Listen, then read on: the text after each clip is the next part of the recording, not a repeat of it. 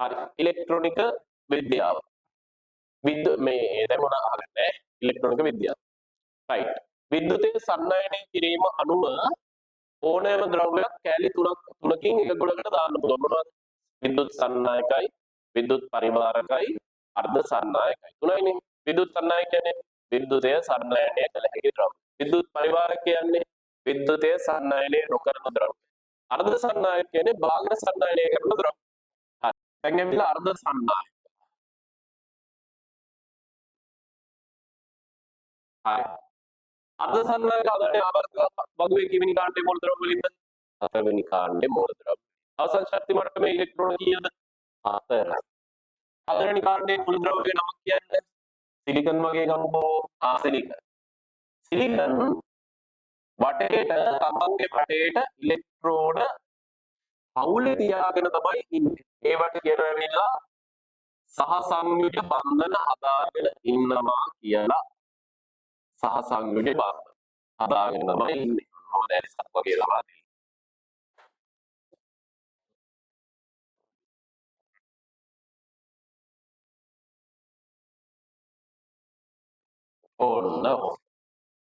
ඔන්නම ලස්සනට ඉන්නවා කට්ටිය. ඉලෙක්ට්‍රෝන දෙක තියන් ඉන්නවා. දෙක. එහා පැත්ත ගෙනාගේ එකයි මෙහා පැත්ත ගෙනාගේ එකයි තමයි මේ තියන් ඉන්නේ.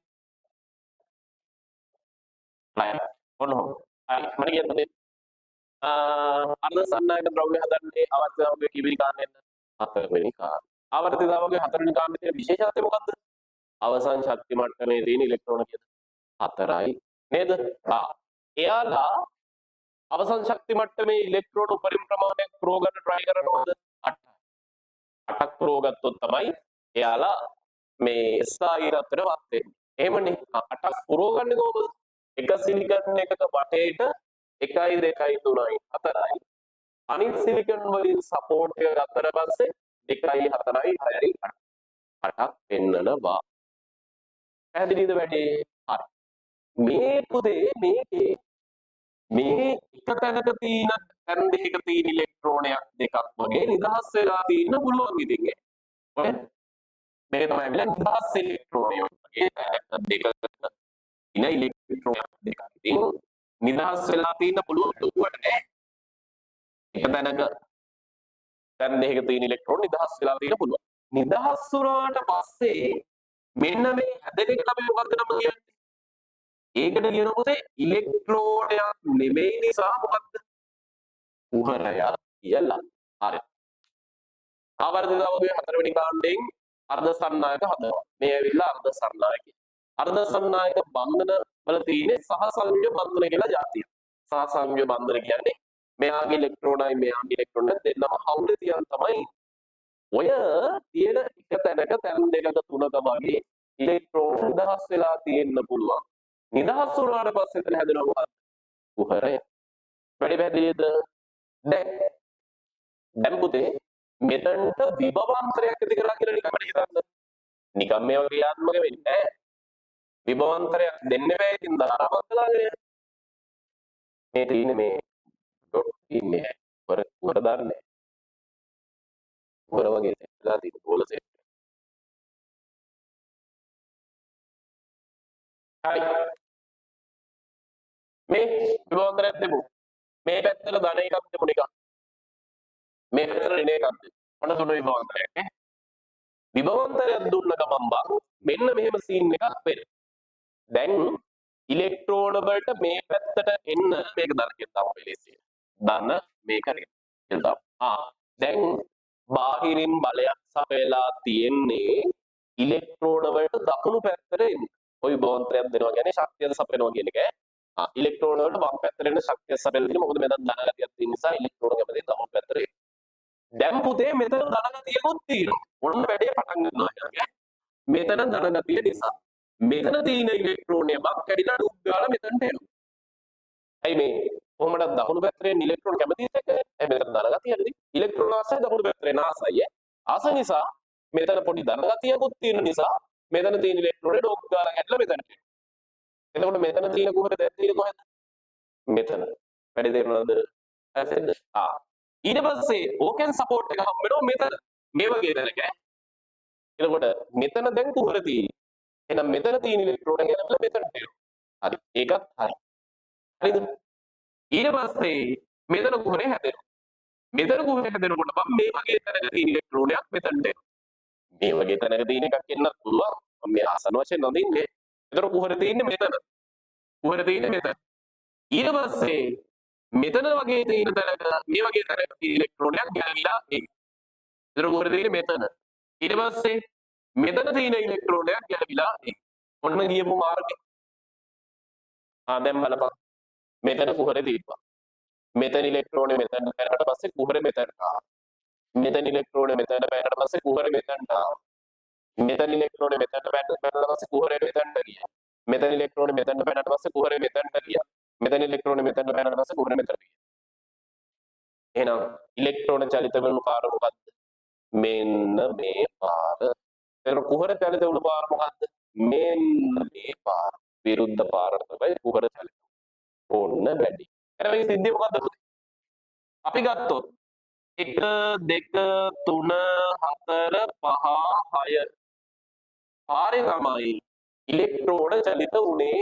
ඒතර කුහර චලිත වුණේ 6 5 4 3 2 1. ඊට විරුද්ධ පැත්තට තමයි කුහර චලිත වුණේ. එහෙනම් මේ අර්ධ සන්නායක වල පට්ටම විශේෂම අතිවිශේෂම දේ මොකද්ද? ඉලෙක්ට්‍රෝන එක පැත්තකට යද්දී කුහර යනවා පුතේ විරුද්ධ පැත්ත. දෙකම චලිත වෙනවා. ඉලෙක්ට්‍රෝනත් යනවා කුහරත් චලිත වෙනවා. එහෙනම් අර්ධ සන්නායක වල ආරෝපණ වාහක විදිහට ක්‍රියාත්මක වෙනවා. ඉලෙක්ට්‍රෝන සහ කුහර දෙකම ප්‍රතිවිරුද්ධ පැත්තට. ඉලෙක්ට්‍රෝන සහ කුහර පට්ටම වැදගත්. මාරම වැදගත්. හරි. මාර වැදගත් කියන්නේ සන්නායකයක ආරෝපණ වාහක විදිහට ක්‍රියාත්මක වෙන්නේ මොනවද? සම්මත විදියට නම් ධන ආරෝපණ. හැබැයි ඇත්තටම ඉලෙක්ට්‍රෝන. සන්නායකයක මේක නෙමෙයි. අසන්නායකයක ඇත්තම ගලාගෙන එන්නේ මොනවද? ඉලෙක්ට්‍රෝන. එහෙනම් ආරෝපණ වාහක විදිහට ඇත්තම ක්‍රියාත්මක වෙන්නේ මොනවද? ඉලෙක්ට්‍රෝන. හැබැයි සම්මත විදියට සම්මත ධාරාව යනවා කියන්නේ හරි ධන ආරෝපණ වෙනවා. එහෙනම් සම්මත විදියට සන්නායකයක ආරෝපණ වාහක විදියට ක්‍රියාත්මක වෙන්නේ මොනවද? ධන ආරෝපණ. දෙකෙන් එකයි සන්නායකයක සම්මත විදියට නම් ඇත්තටම ඉලෙක්ට්‍රෝන. හැබැයි මේකේ බං දෙකම ක්‍රියාත්මක වෙනවා. අන්න ඒකයි පට්ට විශේෂයි. සන්නායකයක දෙකෙන් එකයි මේකේ දෙකම ක්‍රියාත්මක. කඩන්නේ සිලිකන් විතරයි. පියෝ තත්ත්වයේ තියෙන අර්ධ සන්නායකට අපි නමක් කියලා මොනවද? නිසග අර්ධ සන්නායක. පියෝ තත්ත්වයේ තියෙන්නේ නිසග අර්ධ සන්නායක. මේ දැන් මේවයි මේ විද්‍යුත් සන්නායන හැකියාව වැඩි කරන්න එක්කෝ අපි මිශ්‍ර කරනවා මොන කාණ්ඩයේ මූලද්‍රව්‍යද? කාණ්ඩ දෙකක මූලද්‍රව්‍ය මිශ්‍ර කරනවා මේවයි තාම මදි. සන්නායක හැකියාවක් තියෙනවා තමයි තාම මදි. ඇයි? මදි කියන්නේ මම මේ තැන් වල තියෙන ඉලෙක්ට්‍රෝන නේ ගැලවිලා යන්නේ. හැමතැනම තියෙන ඉලෙක්ට්‍රෝන මේ ගැලවිලා කුහර නිර්මාණය වෙන්නේ නැහැ. තැන් වල තියෙන කට්ටිය විතරයි නිසා මදි. ඒ නිසා ඕකට මිශ්‍ර කරනවා පුතේ ආවර්තිතා බබුවේ එක්කෝ 3 කාණ්ඩයේ තියෙන මූලද්‍රව්‍ය. එක්කෝ 5 කාණ්ඩයේ තියෙන මූලද්‍රව්‍ය. මේ 3 කාණ්ඩයේ තියෙන මූලද්‍රව්‍යක විශේෂත්වය කියපන්. අවසාන ශක්ති මට්ටමේ ඉලෙක්ට්‍රෝන කීයද? අවසාන ශක්ති මට්ටමේ ඉලෙක්ට්‍රෝන ගාන කාණ්ඩයක් ගැන සමහර කීයද?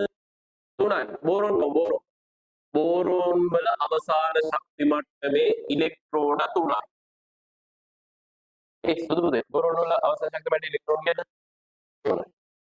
මේ බලපන් දැන් වැඩේ සිද්ධ වෙන්නේ. ඔන්න දැන් සිලිකන් අස්සර දැම්ම තුන්වෙනි කාණ්ඩේ බෝරෝන් නෑ. තුන්වෙනි කාණ්ඩේ බෝරෝන් දැම්ම.